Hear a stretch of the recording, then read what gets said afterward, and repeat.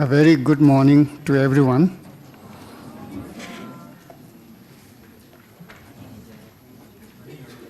So, it is my pleasure to present a paper on consciousness, phenomena, and observation, the relationship between subject and object in the four Buddhist philosophical text schools.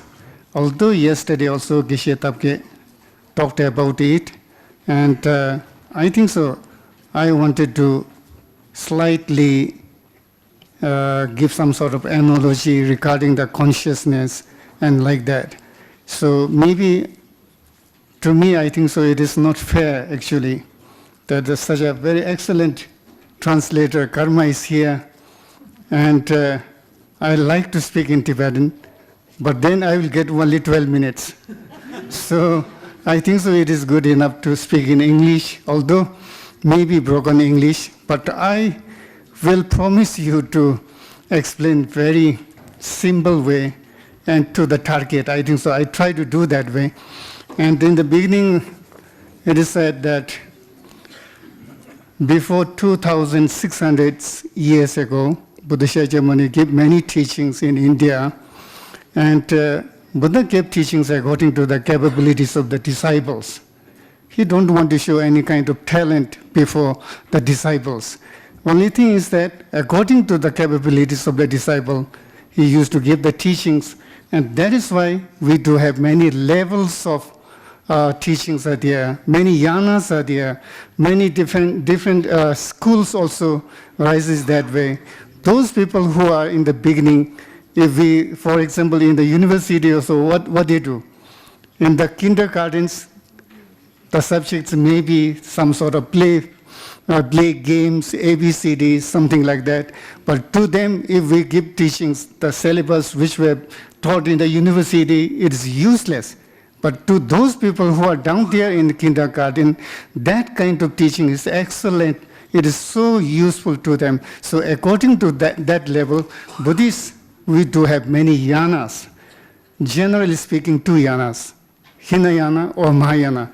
In Mahayana, there is two different types of things, Bodhisattva yana or Tantra yana, something like that. All you can say there are 5 yanas, 9 yanas, or thousands and thousands of yanas are there. So long as there is some sort of thought, there are many different types of yanas.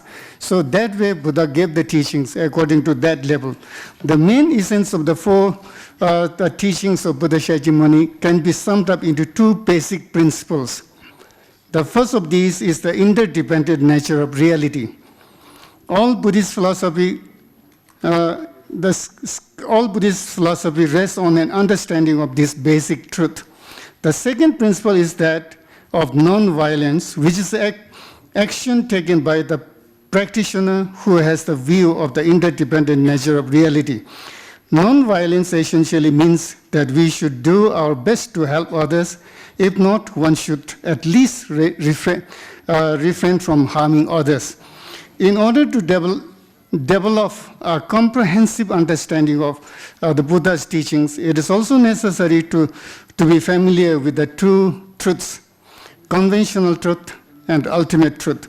By coming to know our everyday world of living experience, we appreciate that what is known as the world of conventional reality, where the causal principles operates. If we accept the reality of this world as conventional, then we can also accept the empty nature of this world as the ultimate truth. The relationship between these two aspects of the reality is very important. What is meant by word truth? When we say in Tibetan, we say Denpa. Denpa means these truths, Denpa, which means non-deceptive, unmistaken, and real, hence trustworthy or infallible. A kind of truth that will never change, deceive us, or cheat us in any way because this conforms with the law of nature. Aspiration to achieve happiness and overcome suffering is our natural state of being and our natural quest. The question is how we would go about fulfilling that aspiration When we talk about happiness in Buddhism, our understanding of it is not confined to the state of feeling only.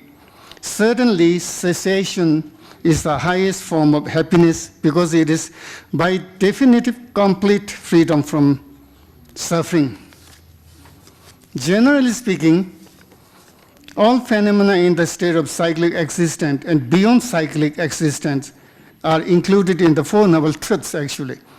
All that appears to us, all that we can hear, and all deluded thoughts and disturbing concepts that arises in ourselves, all of these can be included in the Four Noble Truths or can be included in Two Truths. In this context, suffering is the ground of basis of painful experience and refers generally to our state of existence as conditioned by karma, delusion, and afflictive emotions. The concept of suffering must embrace both the environment where we live and the individual beings living within it. Because of ignorance, we cultivate actions of attachment, hatred, and anger. It is certain that the result will ripen as actions have already been committed, and the result will be rebirth in any of three realms of cyclic existence.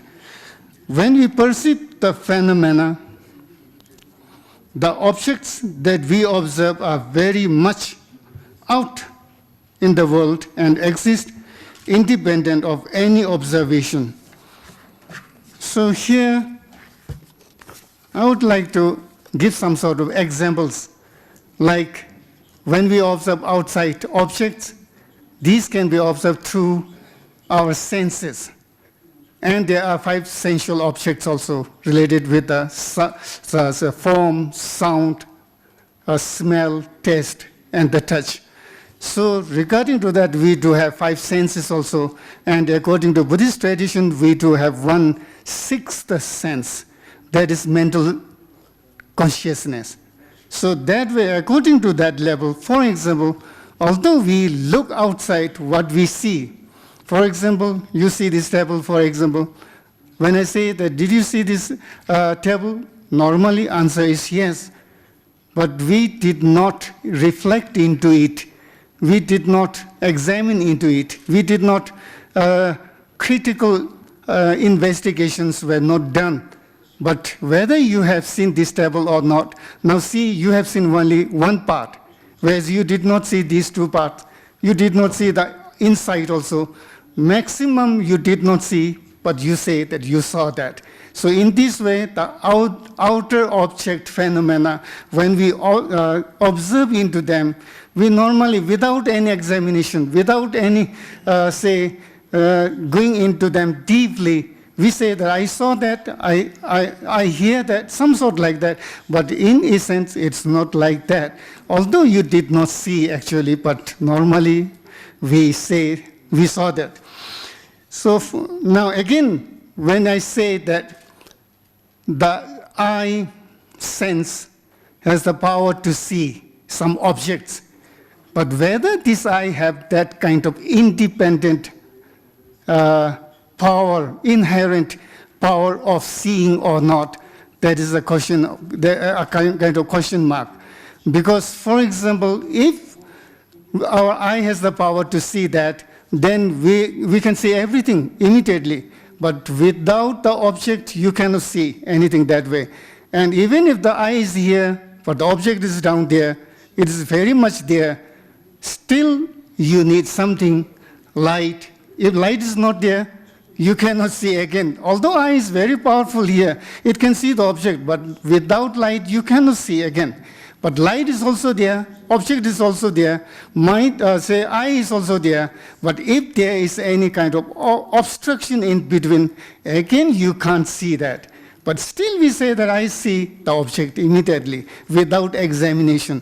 We need to really examine into it, investigate, then only the moment we go deep into that to investigate, then doubt arises. After doubt, then interest arises. After interest, we came to know that what's the real nature of that. So in essence, I say again, devoid of its own inherent nature. There's nothing like that outside there. Now see, the eye sense is also there. Outside, object is also there. Light is also there. No obstructions. But if you have no mind, you cannot see again. So in this way, in real, you are unable to see it. So according to mathematical philosophy, it says everything depends upon interdependent. Without all these conditions were present, you cannot see outside objects also. Although without examining, we say that I can see it immediately. So all these are really very important to us. For example, again, through touch, we can again observe some outer object that way. There's one story I think is very popular. This I think here in and around, these are very popular stories. There are 4, 5 or 6 persons are there who are by birth blind. They were brought just before an elephant. And they say that this is elephant, how elephant look like? And they started touching one by one. One of them, they touched the tail of the elephant. And he says, oh, elephant looks like a rope. And another one touching the leg. And he says, the elephant looks like the pillar, some sort like that. And so when they are touching here, they say the elephant look like the wall or the roof, something, some sort like that. When someone touches the trunk of the elephant, it's a thick rope. So that way, what I mean to say is, according to Buddhist tradition, we do have 4 schools. First two are related with the Hinayana tradition, and the third and fourth related with the Mahayana tradition. According to mathematical philosophy, it is said that the elephant, the so-called name elephant, is not existed there. If it is already from the very beginning, inherently it is there, then everyone should, even if they touch it, even if they know it is very easy enough to understand that this is an elephant. But they cannot do that way. That elephant is simply a level, a name given, but there's no any nature that way. For example, they lack intrinsic or independent existence that way.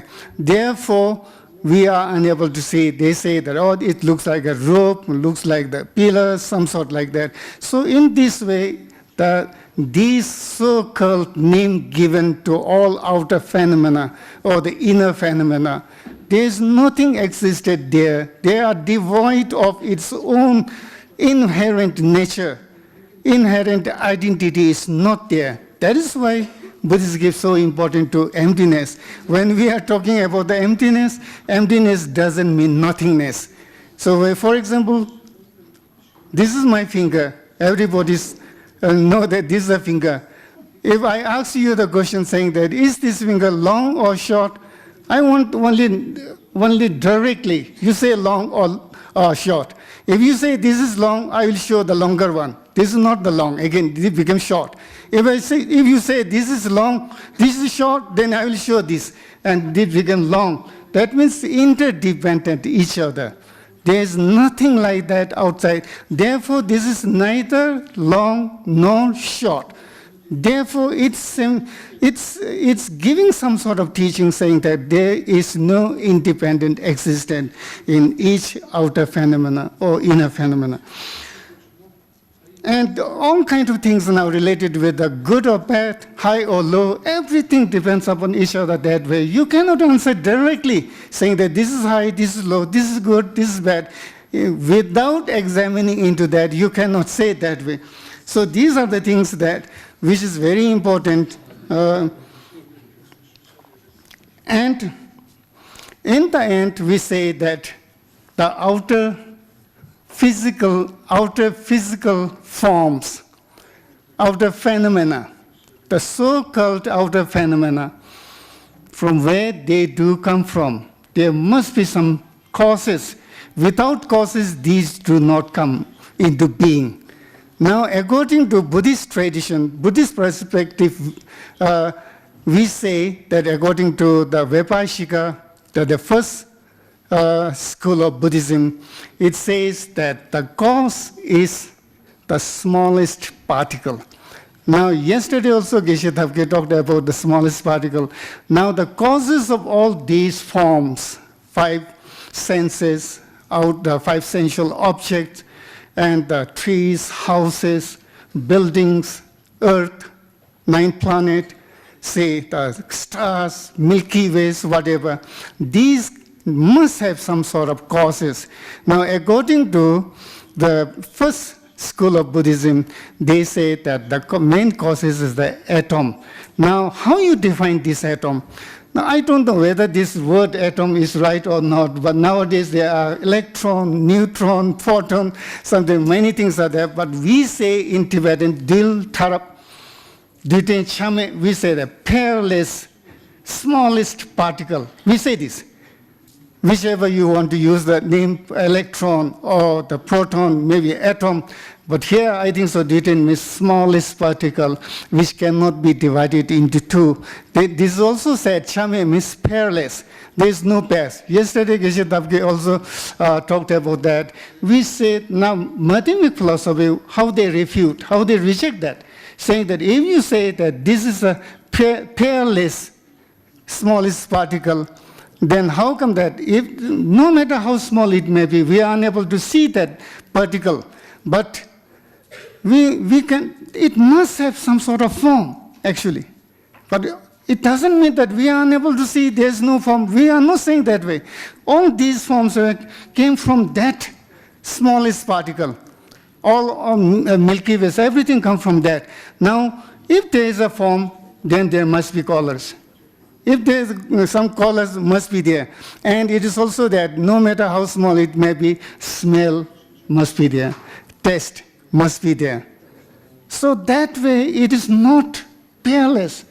It's many things are combined into one.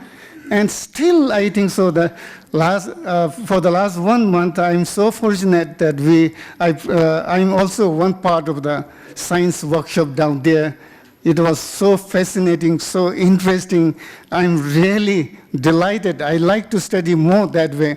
And it also says that that kind of smallest particle, according to Buddhist tradition, the first school of Buddhism, they say that it is permanent.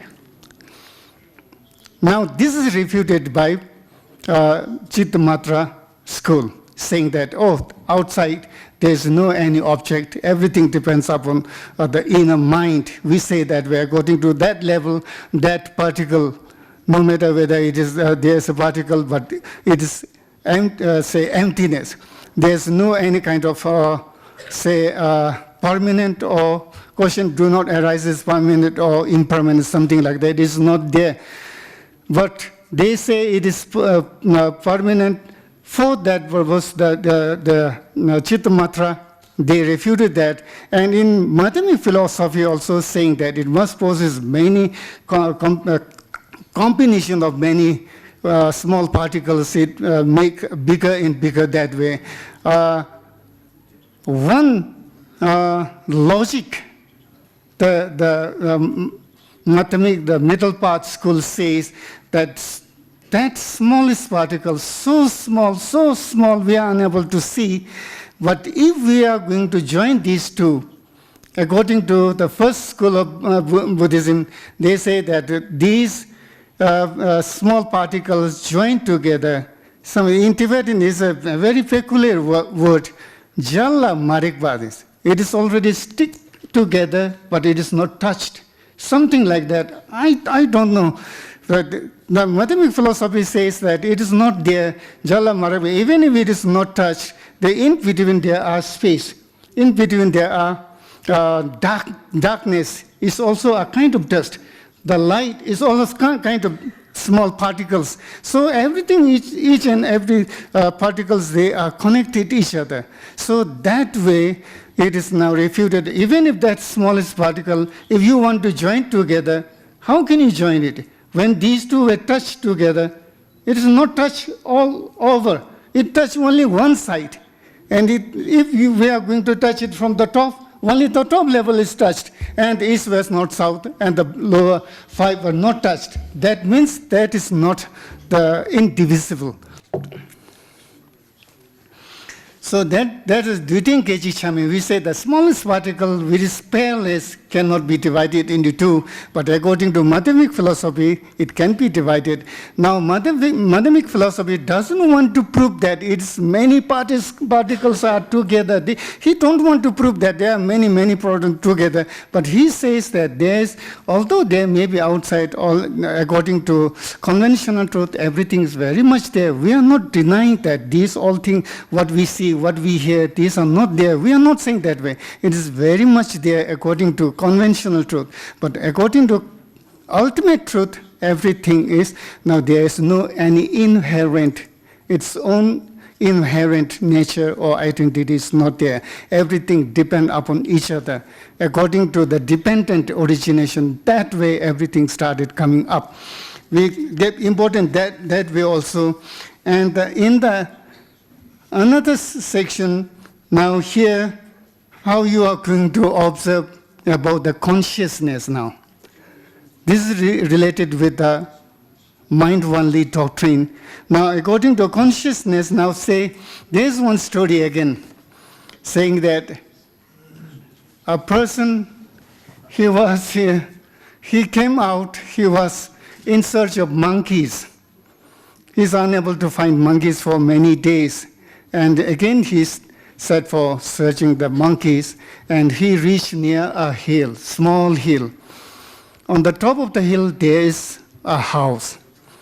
And he looked up there, and there is a house, and on the window, he saw one monkey. And he was so delighted. He said that now I'm able to find one monkey.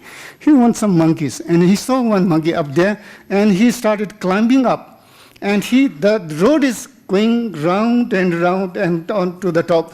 It's like that. When he reaches this side, there's another window, and he saw another monkey there.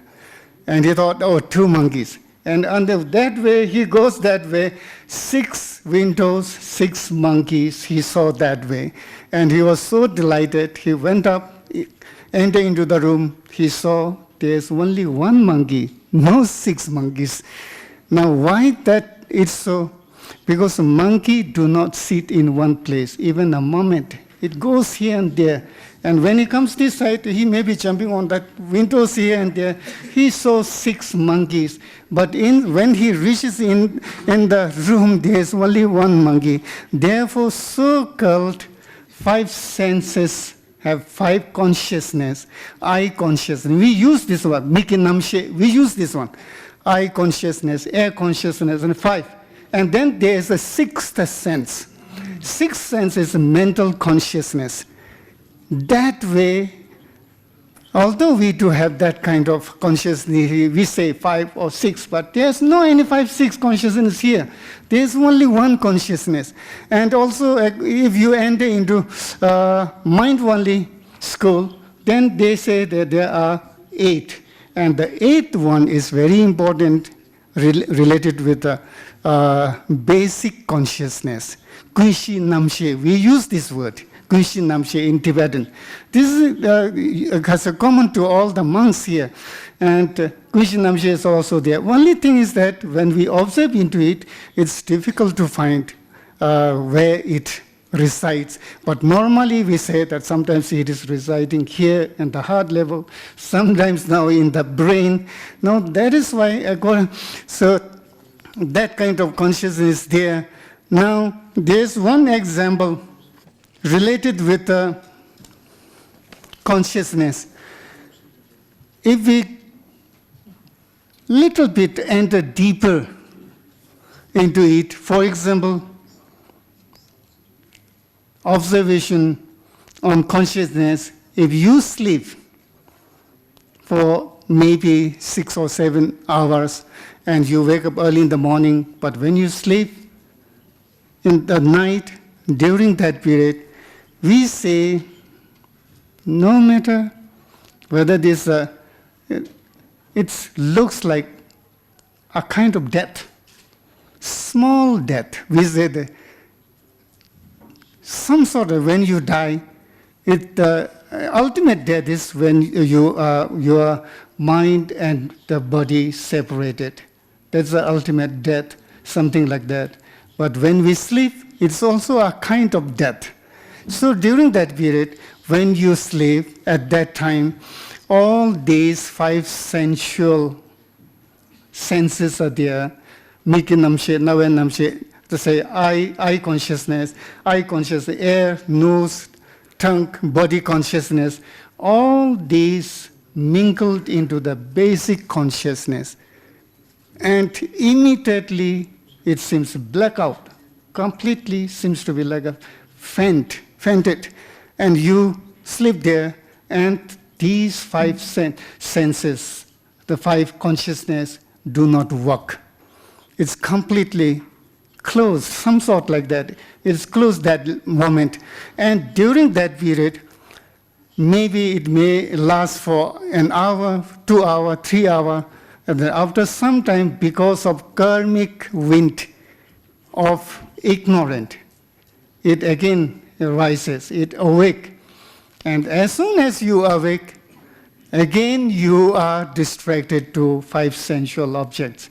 And you see the forms, you hear sound, you smell, taste, feeling of touch, something like that. Everything again arises because of karmic wind of ignorant. We created a lot of karmas. Because of that, when we wake up, it comes that way again. And it started now seeing any kind of things. You are distracted there. Because of that, you create good karma or bad karma. Everything comes that way. While sleeping also, you do that kind of things. But naturally, your five senses are not going out. Your senses are very much within your body. It has not gone outside. And the outer sensual objects also do not enter into your body. It's complete. Your mind is completely in the confused state of mind. It is some sort of illusion. It goes on that way as if you think that you are in the daytime. So that kind of thing, these are the dreams. Because of that illusion, we create bad karma or good karma. And these karmas were sowing the seed down into the basic consciousness. When it is sow the seed down there, then that karma will not disappear until and unless you experience it, until and unless you confess it and purify it, cleanse it, it will remain there forever. Once you experience, once you say purify it, then yes, this will not come. This is not completely purified. Consciousness may be transformed into something special.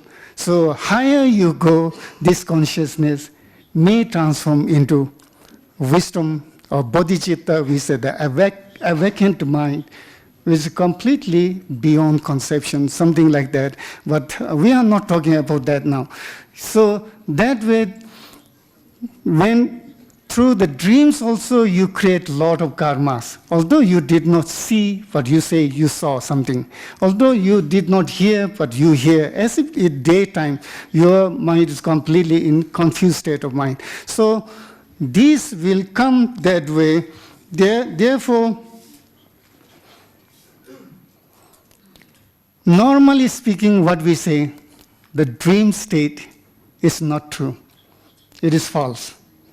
And during daytime, whatever we see, hear, any kind of perception, everything seems to be true. That's the reality. We say that way. But in essence, all these are not there according to those people who are fully awakened, like Buddha Shakyamuni. They are fully awakened. Because of that, for them, the dream state or the during daytime state, there's no difference at all. Everything seems to be equal because there's no bad or good karma. Everything is completely purified that way. And this is something I think so we are confused, and because of that we give too much importance to self, saying that attachment to self and everything is permanent. We feel that way. For example, this table or this banner, for example, yesterday we saw this. When we enter into this room, immediately we saw this, we thought that the same banner that I have seen yesterday. But that way, I think so it is necessary. So now, because of shortage of time, I think so I wanted to give one analogy of consciousness. It is also mentioned in the Madhyamik philosophies, saying that it's like an ocean. The surface of the ocean is very turbulent. Waves are going here and there, to east, west, north, south. It's roaming here and there. Seems to be very turbulent. Sometimes the high tides are there. Maybe sometimes a tsunami, some sort like that. Many things happen there. But under, below, inside the ocean, maybe we say 18 fathoms long, deep into the water seems completely calm and quiet, clear. Even if you open your eye, nothing happened. It is completely calm and quiet. And the similarities between these turbulent waves, this is also water. Down there in the ocean, which is calm and quiet, this is also water. No matter how turbulent it may be, but it comes down, go down there, it is connected with that connected with that bottom of the water. So the real meaning, what we say, that we do have basic consciousness here. But when these five senses go out, this becomes very turbulent, wild. And wild elephant, wherever it goes, he destroys everything. He do not spare anyone. He will kill everything. That kind of things, our mind seems to be like a wild elephant, goes out and create a lot of karmas that way. Because of creating a lot of karmas, then the karmas were sought into the basic consciousness. And again, I say that when you sow the seed of karmas in the basic consciousness, then it will not disappear. The law of karma, there's some rules. Once you create any kind of karma, this will never disappear. Unless and until you confess it, unless and until you experience it, it will not go away. Now, those karmas which you did not create, that kind of bad result will never come on you. That is 100% sure. So these are very important that way. So in the end, I think so, maybe a little bit, I will conclude here saying that when we are talking about the ultimate truth, so cessation, the truth of cessation, is the negation of dissolution of all sufferings and the causes of suffering in the sphere of primordial awareness into the state of emptiness. Emptiness is an absolute reality or an independent truth. Emptiness must be understood as the true nature of things and events. Thus the Heart Sutra says, form is emptiness, emptiness is form. Emptiness is not other than form. Form too is not other than the forms. The statement suggests that the emptiness of form is nothing other than the form's ultimate nature. For form lacks intrinsic or independent existence, thus its nature is emptiness. It is to say that all four schools of Tibetan Buddhism have a uniform presentation of the basis, the path, and the result. The basis refers to the true noble truth, true truths, the conventional and ultimate truth. The path refers to either the method aspect of path or the wisdom aspect of path, or combined these two. The method aspect refers to the accumulation of merit, and the wisdom aspect refers to the accumulation of insight. The fruit here refers to the attainment of the Buddha's body and the mind of the fully enlightened being. Therefore, the ultimate truth is the lack of inherent existence of all phenomena. That is to say, phenomena neither exist inherently on its own accord, nor independent of other phenomena. Hence, things does not exist that way. This, however, do not negate their total existence. They do exist. This is conventional truth. Because in the eye of conventional truth, conventional mind, there is the cyclic existence. liberation, Buddhahood, everything as an object of awareness. All these are not non-existent, because these things do exist, and in reliance upon them we experience happiness and suffering. Okay, thank you so much. Hi, okay. So I guess I have maybe two questions. One simple question and maybe one hard question. Simple question is like you talk about the sleeping. The five senses kind of turn off, right? So I wonder if the sixth one can be turned off. Okay, sixth one, we are talking about the mental statement. We say the five senses, they are not so powerful. Their power is limited. I can see only the form. It cannot see the sound, cannot see the smell, something like that. Ear can hear only the sound, cannot hear forms, smell or something like that. But the sixth sense can grasp all outer phenomena. They do have that kind of power, which is ruled by that. And that is why I think so sixth sense is very important, very powerful. It knows, it can see the form, it can hear, it can smell, it can taste, it can feel the touch also. Only the sixth sense or the mental consciousness have the power to understand that. So you kind of say that you cannot turn it off. No, that is also in sleep state. During that period, everything is completely shunned.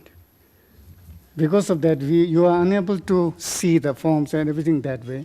But it is very much there. It is, say, in the faint. When you faint, at that time, you can't say that there is no consciousness. There is consciousness. It's very important there. If consciousness is not there, then you are dead.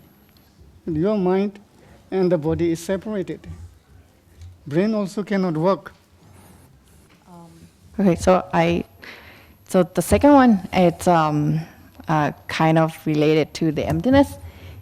And so I feel like Buddhist, Western, when they try to understand the emptiness, I feel like, if it's just emptiness, you don't have to care about what is outside, and you don't have to be a good person even.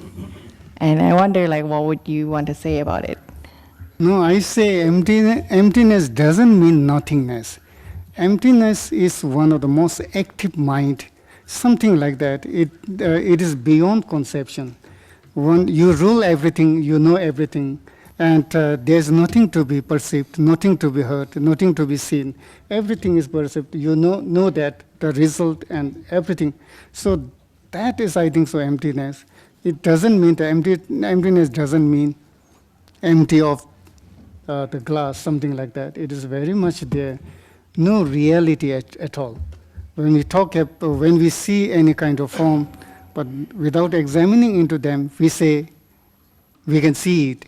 But when you enter into it, critical analysis, if you do, then doubt arises. Something, again, your mind becomes shaky. And that way, you come to know that where is that now? So-called the glass, to which you are going to say that there are thousands and thousands of particles are there, billions and billions of particles are there. Do you mean that there are billions of glass? It doesn't mean that way. But there is no reality. The name glass is only a level. It's not there. And I don't know. There's one story. I don't know whether this is accurate here or not. This story, I did not tell this story by myself. I read one essay. This essay was written by one Western essayist. The meaning of the title of the essay is "Devil is a Devil." And I think that although he did not study Buddha Dharma, although he did not study shunyata, did not study emptiness, but I think so he is realizing some sort of meaning of emptiness, saying that why this is called table? Why not chair? And he started going outside and influencing everyone, saying that this is chair. Everybody, they laughed. They said that you are mad. Then he started again saying, this is a dog. Why not you give the name dog? And he tried to influence everyone, but he is unable to. He is unable to influence that way. So any name can be possible. You were born in another country, you have your name. If you were born in some another country, you have different names. Name has nothing to do with that. There is no reality at all. That is some sort related with the emptiness. So in the end, that essayist, he was maybe roaming here and there, influencing everyone, saying that different names. What he was unable to do that way, in the end says, oh, let it be, devil is a devil. He gave the name, devil is the devil. That means people don't realize, they are unable to observe the outer objects that way. So that kind of things which has no inherent existence or identity. Everything depends upon each other. Now, when we are talking about the emptiness, it's related to interdependent also. Interdependent is also another name of the emptiness. It is related with something.